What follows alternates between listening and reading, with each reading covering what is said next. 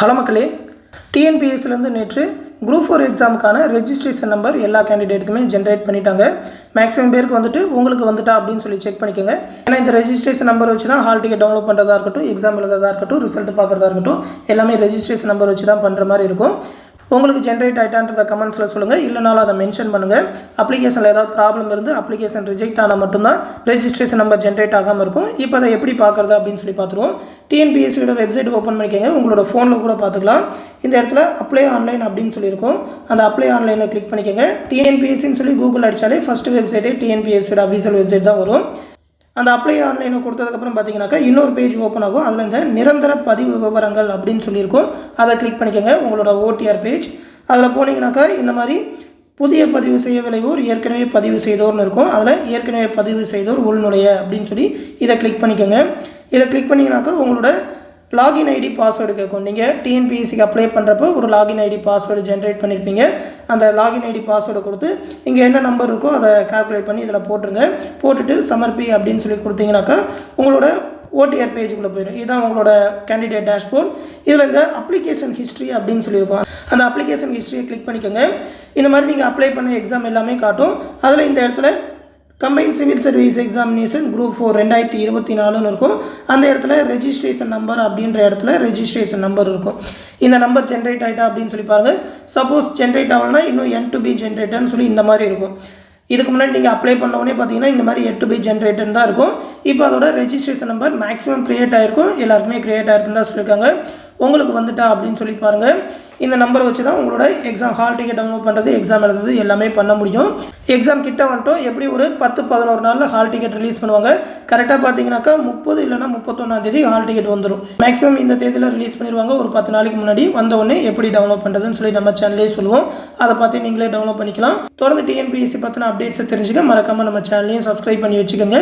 மேலும் பார்த்தீங்கன்னா நம்ம சேனலில் மெட்ராஸ் ஹைகோர்ட் எக்ஸாம்ஸ்க்கான ஆன்லைன் கிளாஸஸ் எல்லாமே கண்டக்ட் பண்ணுறோம் டெலகிராம் குரூப் மூலிமா. அதற்கான அட்மிஷன் போயிட்டுருக்கு.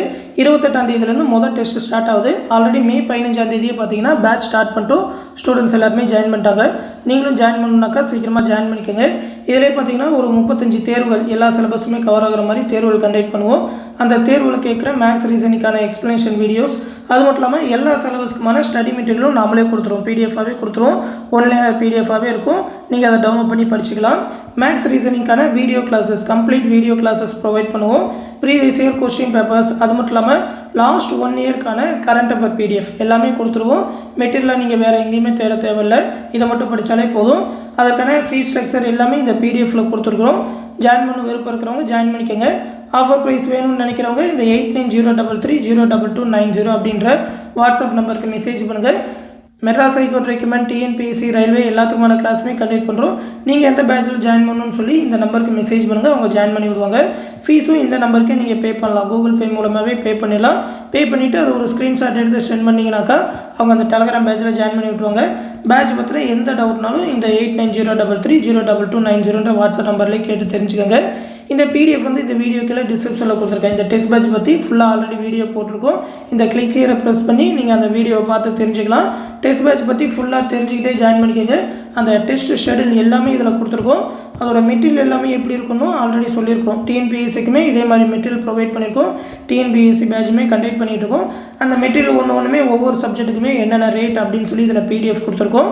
அது மட்டும் இல்லாமல் அந்த பிடிஎஃபோட சாம்பிள் பிடிஎஃப், அந்த மெட்டீரியல் எல்லாமே எப்படி இருக்குன்னு சொல்லி சாம்பிள் பிடிஎஃபும் கொடுத்துருக்கோம். இந்த கிளிக்கரை யூஸ் பண்ணி டவுன்லோட் பண்ணி சாம்பிள் மெட்டீரியல்லாம் பார்த்துக்கிட்டு கூட நீங்கள் மெட்டீரியல் எல்லாத்தையுமே தனித்தனியாகவும் வாங்கிக்கலாம். மெட்டீரியல் வேணாலும் சரி, கிளாஸ் பேட்சில் ஜாயின் பண்ணாலும் சரி, இந்த நம்பருக்கே மெசேஜ் பண்ணுங்கள்.